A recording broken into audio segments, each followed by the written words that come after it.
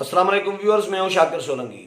Viewers, मौलाना फजल रहमान ने आज आखिरकार बड़ा ऐलान कर ही दिया है और 2 दिन मौलाना फजल रहमान ने हुकूमत को दिए हैं, वजीराज़म इमरान खान को दिए हैं कि 2 दिन हम मोहलत देते हैं कि इस्तीफ़ा दे दें, नहीं तो फिर हम तीसरे दिन फैसला करेंगे कि हमने डी चौक की तरफ, रेड जोन की तरफ मूव करना है।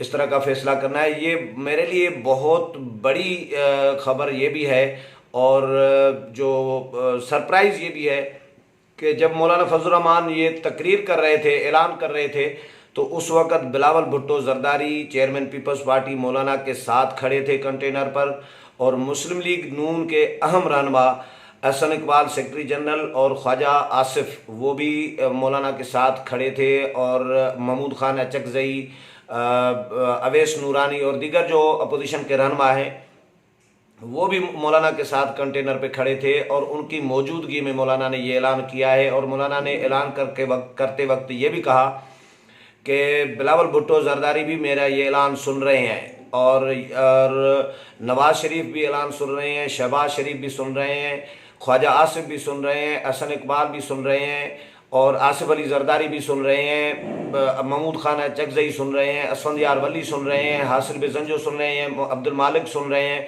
सबके नाम लिए। और बावर ये कराना चाहा मौलाना ने कि जो मैं ऐलान कर रहा हूँ, इस ऐलान में ये तमाम जो रहनुमा हैं, तमाम जमातों के सरबराहान जो हैं, वो मेरे ऐलान के साथ मुत्तफिक हैं। ये मौलाना ने दुनिया को बावर कराना चाहा। आज इदारों को वार्निंग दी है मौलाना ने कि इदारे ये तसर ख़त्म करें कि वो मौजूदा जो हुकूमत है इसके पीछे खड़े हैं, तो ये तसर ख़त्म होना चाहिए। नहीं तो 2 दिन की मोहलत दी है मौलाना ने बहरहाल के इस्तीफ़ा दे दें वज़ीर-ए-आज़म इमरान खान, उसके बाद फैसला करेंगे। और जो पहले हमारी असेसमेंट थी, मौलाना ने क्लियर बिल्कुल नहीं कर रहे थे, और क्लियर अगर मौलाना कुछ करते तो शायद हुकूमत भी ना आने देती, और हुकूमत ने भी इसी वजह से हुकूमत को मौलाना ने डाज में रखा और हुकूमत को इस आसरे में रखा कि वो मार्च करके चले जाएंगे। क्योंकि शहबाज शरीफ के साथ प्रेस कॉन्फ्रेंस में जो ऐलान हुआ था मौलाना का लाहौर में, उसमें शहबाज शरीफ ने क्लियर कहा था कि हम 31 को जलसा करेंगे, लेकिन 31 गुजर गई और 31 को शहबाज शरीफ तो नहीं आए, यकम को शहबाज शरीफ आज आए थे, उन्होंने खिताब भी किया। बिलावल भुट्टो जरदारी भी आए, उन्होंने भी खिताब किया मौलाना से पहले, और आखिरी खिताब मौलाना का था। उसके बाद मौलाना ने कारकुनों को अज़्म लिया, उनसे वचन लिया, वादा लिया कि वो कमिटमेंट ली कि वो 2 दिन बैठे रहेंगे और इस्तिकामत के साथ बैठे रहेंगे। उसके बाद रहबर कमेटी फ़ैसला करेगी।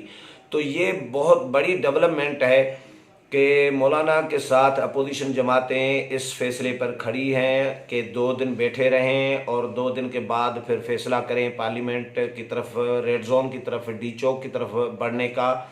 और ये भी मौलाना ने कहा कि अगला फैसला जो है, लाया अमल जो है, वो रहबर कमेटी ही तय करेगी। यानी अपोजिशन की जमातें एक पेज पर हैं। मेरी इतला तो ये थी कि मौलाना के साथ आसिफ अली जरदारी और मियाँ नवाज शरीफ दोनों एक पेज पर थे, और जो पीपल्स पार्टी मुख्तलिफ तहफ़्फ़ुज़ात पेश करती रही कि धरना न दें, और धरना देंगे तो हम धरने के ज़रिए हुकूमत गिराने के कायल नहीं हैं, या शहबाज शरीफ भी, नून लीग ने भी ये इस तरह की बात की थी, मौलाना को डेलीगेशन भेजा था पेशावर के मौलाना से पूछें कि धरना देंगे या मार्च। अगर धरना देंगे तो हम उस हिसाब से अपना फ़ैसला करें, अगर मार्च करेंगे और जलसा करेंगे सिर्फ, तो हम उस हिसाब से हिमायत का फ़ैसला करें। तो ये मौलाना को के साथ डिस्कशन होती रही, रिजर्वेशन थे अपोजिशन को बज़ाहिर, लेकिन अब मुझे ये लग रहा है कि अपोजिशन की ये हिकमत अमली मुश्तरका थी पहले भी, और अब भी मुश्तरका तौर पर अपोजिशन की हिकमत अमली है। अपोजिशन ने, क्योंकि ये तहरीक है, हुकूमत के ख़िलाफ़ तहरीक है, और जब तहरीक चलाई जाती है तो उसमें सारे पत्ते शो नहीं किए जाते, हर चीज़ ओपन नहीं की जाती, और कुछ चीज़ें बाद के लिए रखी जाती हैं, कुछ पत्ते जो हैं शो करने के लिए रखे जाते हैं कि ये पत्ते हमारे पास होने चाहिए। क्योंकि मौलाना को पता था, हमें भी अंदाज़ा तो था कि मौलाना 5 दिन का अगर सफ़र करके आ रहे हैं कराची से, 27, 28, 29, 30, 31 को पहुँचेंगे, तो ये 1 दिन के लिए तो आ नहीं रहे। सीधी सी बात है, ये अंडरस्टूड बात है। मैंने अपने बहुत सारे तजियों में जो रिपोर्ट्स मैंने आपके साथ शेयर किए उसमें मैं ये बता रहा हूँ कि मौलाना का इरादा अभी वाज़ेह नहीं है। मौलाना का के हवाले से कन्फ्यूजन भी है, ख़ुद इंतज़ामिया कंफ्यूज है, हुकूमत कंफ्यूज है, अपोजिशन भी इस तरह शो कर रही थी कि वो कंफ्यूज हैं। और मौलाना हैदरी के साथ, बाकी लोगों के साथ, पीपल्स पार्टी के लोगों के साथ भी हमारी बात होती रहती थी। वो भी यही कहते थे कि मौलाना कुछ क्लियर नहीं कर रहे। और पीपल्स पार्टी ने तो ये भी कहा था कि अगर ये हमें शक हुआ या हमें कहीं से इतला मिली कि मौलाना किसी के इशारे पे हैं, किसी इदारे के इशारे पर हैं, तो फिर हम मौलाना का साथ नहीं देंगे। ये पीपल्स यानी या साथ देने पर हम गौर करेंगे, असरे नो गौर करेंगे, नज़रसानी करेंगे, ये पीपल्स पार्टी ने कहा था। लेकिन अब आज जो मंजर हमें देखने में आया, आज़ादी मार्च के जलसे में जो कंटेनर पर मौलाना फजल रहमान के साथ बिलावल भुट्टो जरदारी, पीपल्स पार्टी की दीगर रहनुमा, नून लीग के रहनुमा, ये दोनों बड़ी जमातें जो है मैटर करती हैं, ज़ाहिर है वो मौजूद थे, खड़े थे। बिलावल भुट्टो जरदारी गुज़श्ता रोज़ भी ख़िताब करके चले गए थे। आज बिलावल भुट्टो जरदारी ने फिर आए और उन्होंने फिर दोबारा ख़िताब किया और मौलाना के साथ मौलाना के कारकुनों को भी ये वादा किया, अपनी तरफ से यकीन दहानी कराई कि मौलाना जो भी फ़ैसला करेंगे, आज़ादी मार्च जो भी फ़ैसला करेगा, हम उनके साथ होंगे। ये बिलावल ने ऐलान किया है।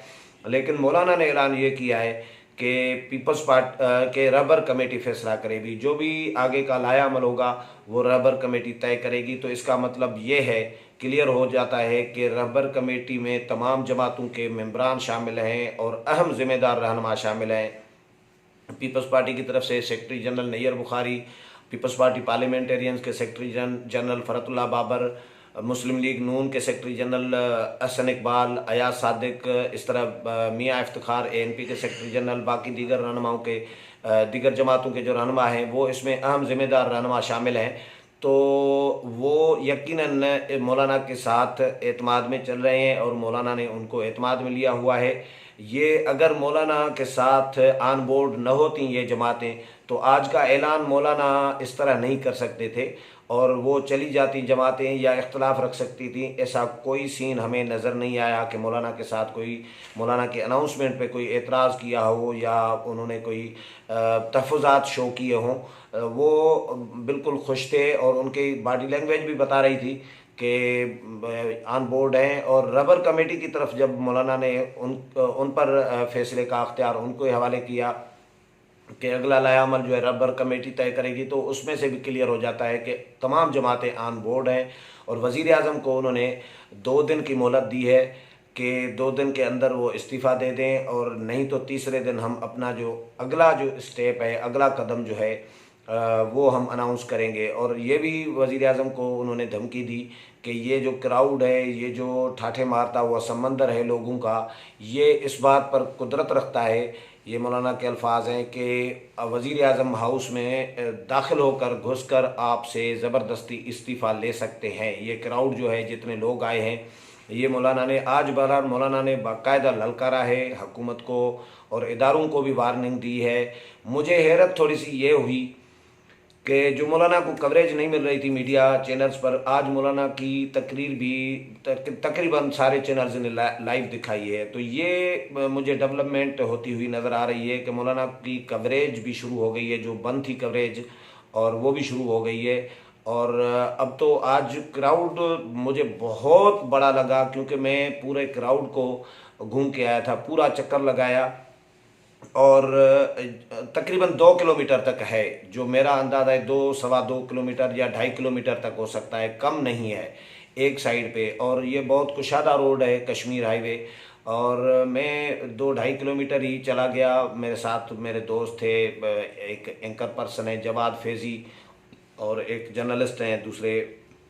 हम तीनों चले गए, उमर फारूक, हम तीनों चले गए और हमने कोशिश की थी कि कहीं से ऐसी जगह से वीडियो रिकॉर्ड करें, अपडेट करें ताकि क्राउड भी नज़र आए और शोर शराबा या स्पीकर, लाउड स्पीकर की जो आवाज़ है तकरीरों की, वो हमें डिस्टर्ब न करे, हमारी क्लियर कम अज़ कम आवाज़ अच्छे में। हमारी कोशिश ये थी, इसीलिए हम कोई लोकेशन अच्छी तलाश करने में निकल पड़े थे और पूरा चौगिर्द हम घूम कर आए।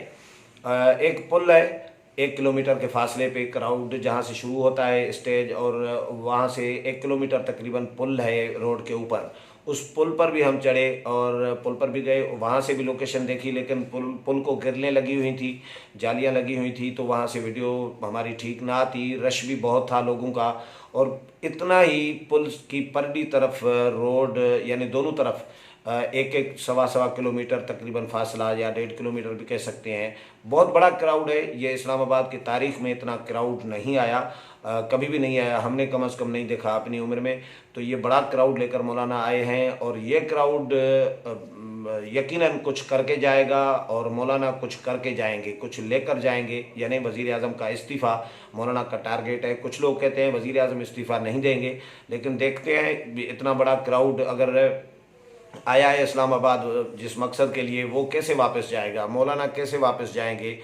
क्या लोगों को अगर बगैर इस्तीफ़े के, वज़ीर-ए-आज़म के इस्तीफ़े के लोगों को क्या बताएंगे। वज़ीर इस्तीफ़े से कम पे राज़ी होंगे। लोगों से आज खुद पूछ रहे थे कि वज़ीर-ए-आज़म के इस्तीफ़े से कम पे राज़ी होंगे, तो सबने कहा नहीं। बहरहाल सियासत है, सियासत में कोई चीज़ कहते हैं कि कोई भी चीज़ हर्फ़ आखिर नहीं होती, लेकिन फ़िलहाल मौलाना डट गए हैं और मौलाना बैठ गए हैं। यानी इस्लामाबाद में मौलाना ने 2 दिन का धरना दे दिया है फ़िलहाल पहले मरहले में। अगला मरहला स्टेप क्या होगा, एक्सटेंड किया जाएगा इस धरने को, या मूव किया जाएगा रेड जोन की तरफ, डी चौक की तरफ, ये अब 2 दिन के बाद क्लियर होगा। लेकिन बाकी इस हवाले से जो भी डेवलपमेंट्स अपडेट्स होंगी वो भी शेयर करता रहूँगा। हुकूमत ने एक फ़ैसला किया है कि मौलाना के साथ मुज़ाकरात किए जाएंगे। ये अभी मैं खबर में थोड़ी देर पहले ही ये खबर आई कि हुकूमत ने भी फ़ैसला कर लिया है कि जो परवेज़ खट्टक और जो मुज़ाकराती कमेटी है वो मौलाना के साथ मुज़ाकरात करेगी, मौलाना को कायल करने की कोशिश करेगी कि उनके मुतालबात कुछ एडजस्ट किए जाएं। लेकिन मौलाना अभी तक इस पे कायम है कि वज़ीर-ए-आज़म का इस्तीफ़ा लेकर ही फिर जाएंगे। अगले प्रोग्राम में फिर मुलाकात होगी, तब तक इजाज़त चाहता हूँ। अल्लाह हाफ़िज़।